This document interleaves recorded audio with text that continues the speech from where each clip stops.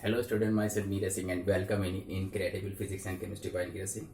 तो जैसे कि स्टूडेंट मैं क्लास 12 की फिजिक्स का क्लास ले रहा हूँ और उसमें जो मेरा जो चैप्टर है that is Gauss law Gauss theorem और इसकी मैं एप्लीकेशंस पढ़ा रहा हूँ। तो इससे पहले की जितनी मैंने 4 एप्लीकेशन पढ़े, आज 5th एप्लीकेशन है electric field due to uniformly charge thin spherical conducting shell. देखिए स्टूडेंट, यहाँ पे जरा आप ध्यान दीजिएगा, यहाँ पे स्फेरिकल कंडक्टिंग शेल लिखा। कंडक्टिंग शेल यानी वो शेल जो किसी कंडक्टर से बना हुआ, जैसे कि मेटल होता है इस टाइप की चीज़ है, मतलब जिसमें इलेक्ट्रिसिटी फ्लो कर सकती है। तो इसमें भी कोई शेल है, इसकी 3 पोजीशन पॉसिबल है। जैसे आप ये खुद ही देख रहे हैं कि जैसे कि ये कंडक्टिंग एक शेल है।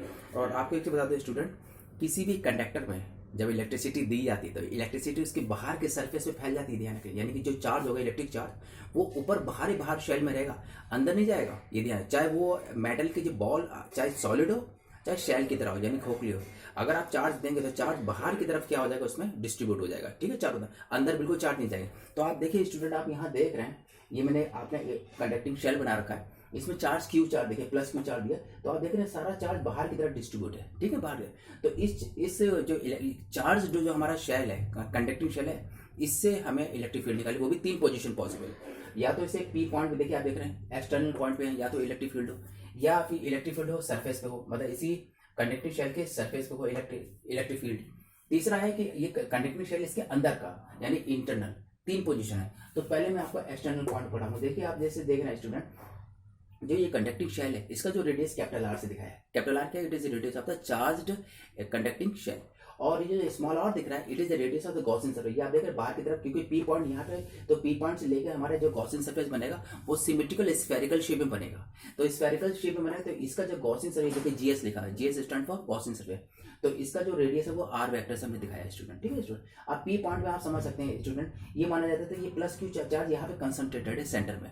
तो सेंटर में, तो सेंटर से लेकर पी तक जो डिस्टेंस वो तो आर वेक्टर हो गया, आप देखिए ना आर वेक्टर लिखा हुआ है, और इसका यूनिट वेक्टर में आर कैप से दिखाया है। ठीक है, और ये पी पॉइंट है, इसमें इलेक्ट्रिक फील्ड आप देख रहे हैं इस डायरेक्शन में जा रही है, क्योंकि ये प्लस चार्ज है इसलिए अबे जाएगी। तो ये ई वेक्टर हो गया, और इसका यूनिट वेक्टर एन कैप आप देख रहे हैं यहाँ पे क्या है, एन कैप। ठीक है स्टूडेंट, अब आप देख रहे हैं कि ये छोटा सा हमने एरिया, पूरा एरिया का एक हमने छोटा सा एरिया लिया, दैट इज एलिमेंटल इसे क्या बोलेंगे, एलिमेंटल डिफरेंशियल ए वेक्टर, यानी कि ये एरिया वेक्टर है। तो ये एरिया वेक्टर हमने यहाँ दिखाया है स्टूडेंट। ठीक है, अब आप देख रहे हैं डिफरेंशियल ए वेक्टर और ई यानी कि इलेक्ट्रिक फील्ड, इन दोनों के बीच में एंगल कितना, 0 डिग्री आप देखिए रहे, और cos 0 की वैल्यू 1 होती है। इसको जरा कंसीडर कीजिएगा। और मैंने सारे वेरिएबल देखे, यहाँ देखिए R vector, D vector, E vector, R cap, N cap, plus Q R, ये पूरे मैंने आपको वेरिएबल दिए थे, इसको ध्यान से आप लोग देख लीजिएगा मैंने क्या क्या चीज क्या दिया। ठीक है स्टूडेंट, अब क्या हुआ स्टूडेंट, आप जानते हैं कि जो गॉसियन सरफेस का रेडियस है वो ग्रेटर देन है चार्ज कंडक्टिंग शेल के रेडियस है। तो डिफरेंशियल फाई बराबर क्या होता है, इलेक्ट्रिक फ्लक्स बराबर क्या होता है, ई वेक्टर डॉट डिफरेंशियल ए वेक्टर। अब मानिए पता है इन दोनों के बीच में 0 डिग्री है, तो differential phi is equal to E D A cos 0 हो जाएगा। कॉस 0 की वैल्यू 1 होती है, तो ये डिफरेंशियल फाई बराबर ई डी ए हो जाएगा। अब ई डी ए आप देख रहे हैं डिफरेंशियल ए एरिया है, तो इसका भी होल इंटीग्रेशन करना पड़ेगा। तो इलेक्ट्रिक फ्लक्स का होल इंटीग्रेशन का, तो you will get phi E बराबर whole integration E D A, और ये हो जाएगा क्योंकि इसमें जो इंटीग्रेशन होगा वो डिफरेंशियल ए का होगा, जिसे एलिमेंटल एरिया वेक्टर बोल सकते हैं।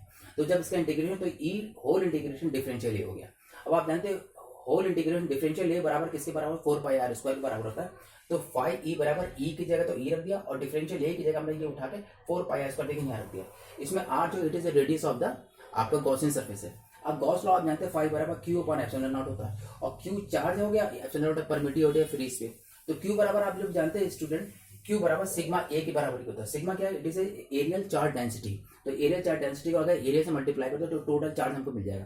तो ये जो क्यू लिखा हुआ है, क्योंकि देखिए ये भी फाई, तो ये बराबर हमने इसके कर दिया, ये गॉस लॉ है, तो E into 4 pi R square is equal to Q upon epsilon. Q की जगह हमने ये सिग्मा ए यहाँ रिप्लेस कर दिया।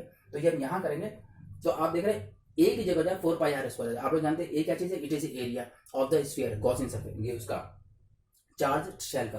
तो ये 4 pi capital R square sigma upon 4 pi R epsilon R square, 4 pi cancel हो जाएगा। तो finally you will get the E बराबर sigma capital R square upon epsilon naught R square हो गया। ये स्टूडेंट हमारा स्केलर फॉर्म में है। और आप जानते हैं electric field is vector quantity, तो वेक्टर क्वांटिटी फॉर्म में लिखा ना, तो E vector is equal to sigma R square upon epsilon R square dot unit vector of position vector का, ये आर कैप है पोजीशन वेक्टर का, यानी जिसे आप रेडियल वेक्टर भी कह सकते हैं। अब इसका दूसरा भी जो आप जानते हैं यूनिट वेक्टर है ये, तो यूनिट वेक्टर बराबर क्या होता है, आर वेक्टर अपॉन आर। तो वो अपॉन आर जो है नीचे वाले आर से मल्टीप्लाई कर जाएगा, तो आपको मिलेगा electric field vector is equal to sigma R square capital R small R vector divided by epsilon small R cube. ये हमारे दोनों जो है वेक्टर फॉर्म में हो गए। अच्छा, आप लोग ये भी जानते हैं स्टूडेंट कि E बराबर 4 pi epsilon naught Q upon R square होता है, तो इसका भी यूनिट हमने वेक्टर फॉर्म में बना दिया। E vector 1/4 pi epsilon naught Q upon R square, तो इसको R यूनिट वेक्टर से मल्टीप्लाई कर दिया, तो ये वेक्टर फॉर्म में आ गया। अब इसकी जगह हम लोग R वेक्टर अपॉन R भी ले सकते, तो ये R क्यूब वाला भी हो जाए। तो ये दोनों भी हमारे वेक्टर फॉर्म हो गए किसके, इलेक्ट्रिक फील्ड। ये सब एक्सटर्नल साइड में है, यानी ये चार्ज जो शेल है इसके बाहर पी पॉइंट है, उसका ये वो है हमारा इलेक्ट्रिक फील्ड का फॉर्मूला है। ये चारों वेक्टर फॉर्म है और ये कौन सा, स्केलर फॉर्म है। ठीक है सर, अब हम स्टूडेंट जो सेकंड पार्ट है वो हम निकाले जा रहे हैं कि जो इलेक्ट्रिक फील्ड है इसके सरफेस पे निकाल रहे हैं। ये जो सरफेस है ये, तो सरफेस में आप समझ गए जो इलेक्ट्रिक फील्ड, तो गॉसियन सरफेस भी इसी के ऊपर बनेगा। आप देखिए मैंने डॉट डॉट करके भी दिखाया और प्लस भी दिखाया। तो यानी कि जो ये गॉसियन जो कंडक्टिंग शेल है इसका जो रेडियस है वो रेडियस गॉसियन जो स्फीयर है उसके रेडियस के बराबर हो जाएगा। आर बराबर आर, देखिए कैपिटल आर बराबर स्मॉल आर आ गया। अब अंडरस्टूड है, ये जो फॉर्मूला हमारा जो आया ये वाला सिग्मा अपॉन, तो आर स्क्वायर दोनों बराबर हैं, तो दोनों आपस में कैंसिल हो गए क्योंकि ये वाला आर देखिए ये आर स्मॉल आर के बराबर है, तो ये दोनों कैंसिल, तो सिग्मा अपॉन एप्सिलॉन नॉट, ये सिग्मा अपॉन एप्सिलॉन नॉट हमारा आ जाएगा जब एट दी सरफेस, यानी सरफेस में इलेक्ट्रिक फील्ड का फॉर्मूला आ गया सिग्मा अपॉन, ये स्केलर फॉर्म है। इसको आपको यूनिट वेक्टर फॉर्म बनाना, E vector sigma upon epsilon naught R cap से, मतलब स्मॉल आर कैप से इसे मल्टीप्लाई कर दो, तो ये वेक्टर फॉर्म में कन्वर्ट हो जाएगा। अच्छा स्टूडेंट, एक चीज ध्यान रखिए कि जैसे ये वाला है एक्सटर्नल पॉइंट हो गया एट द सरफेस, दोनों में ये कंसीडर किया जाता है कि सेंटर में ये पूरा चार्ज कंसंट्रेटेड, जैसा लिखा ना charge is concentrated at the centre में ओ में माना जाता है। अब तीसरा स्टूडेंट ये कि ये हमारा चार्ज शेल है, अब पी पॉइंट जो है इसके अंदर है कहीं, ये अंदर बताया कि ये देखिए मैंने अंदर बनाया, तो चार्ज शेल तो प्लस की हो, लेकिन पी पॉइंट मैंने जो अंदर बनाया, तो जब अंदर बनाया तो अब आप देखते हैं radius of the Gaussian surface it is less than the radius of the charge shell के, तो ये कम होगा। अब देख लीजिए गॉसियन सरफेस बना है, मगर आप देख रहे गॉसियन सरफेस के अंदर कोई भी चार्ज एनक्लोज नहीं है, क्यू बराबर 0 हो गया। तो जब कोई चार्ज इसमें पी पॉइंट पे, जब ये गॉसियन सरफेस के अंदर कोई भी चार्ज यानी क्यू इज इक्वल टू 0, यानी कोई चार्ज एनक्लोज नहीं है, तो क्यू बराबर 0, तो एप्सिलॉन नॉट ये फाई ई बराबर 0 हो जाएगा। तो हमारा नेट हमारा इलेक्ट्रिक फील्ड भी क्या हो जाएगी, यानी कि किसी भी मेटेलिक शेल के अंदर अगर कोई भी पी पॉइंट है वहां पे इलेक्ट्रिक फील्ड की वैल्यू 0 होती। तो हमने क्या करा स्टूडेंट, इसको ग्राफिकल रिप्रेजेंटेशन करा। इधर से हमने जो है दिखाया ऐसा क्या चीज, ये रेडियस हम दिखा रहे हैं, ये दिखा रहे हैं रेडियस है, और ये हमारे इलेक्ट्रिक फील्ड, ये इलेक्ट्रिक फील्ड का है। ठीक है स्टूडेंट, ये इलेक्ट्रिक फील्ड है, ये रेडियस है। तो आप देख रहे हैं कि 0 से radius of the charge shell, यहां तक देखिए कोई इलेक्ट्रिक फील्ड नहीं है। देखिए उसके बाद जो जब E proportional to 1/r square के हिसाब से इसका ग्राफ जो है नीचे ये बनेगा आपका रेक्टेंगुलर हाइपरबोला बनेगा। कैसे बनेगा, रेक्टेंगुलर हाइपरबोला, यानी कि आप ये देख रहे हैं कि ये सरफेस है, तो सरफेस में जो है इलेक्ट्रिक फील्ड सबसे मैक्सिमम होती है, यानी कि इस पॉइंट में इलेक्ट्रिक फील्ड जो है मैक्सिमम होती है। इलेक्ट्रिक फील्ड क्या होती है, मैक्सिमम वैल्यू होती है, और इसमें तो 0 भी होती है, किसमें, इनसाइड द शेल में, यानी शेल के अगर अंदर कोई पी पॉइंट है तो वहां पे इलेक्ट्रिक फील्ड जो है वो हमारी नेट 0 होगी। और सबसे ज्यादा मैक्सिमम सरफेस में, देखिए सरफेस में देखिए ग्राफ कितना ऊपर टॉप पे जा रहा है, तो इलेक्ट्रिक फील्ड मैक्सिमम कितनी कहाँ पे होगी, ऑन द सरफेस। तो स्टूडेंट आई थिंक आपको मेरा आज का लेक्चर समझ में अच्छा लगा होगा।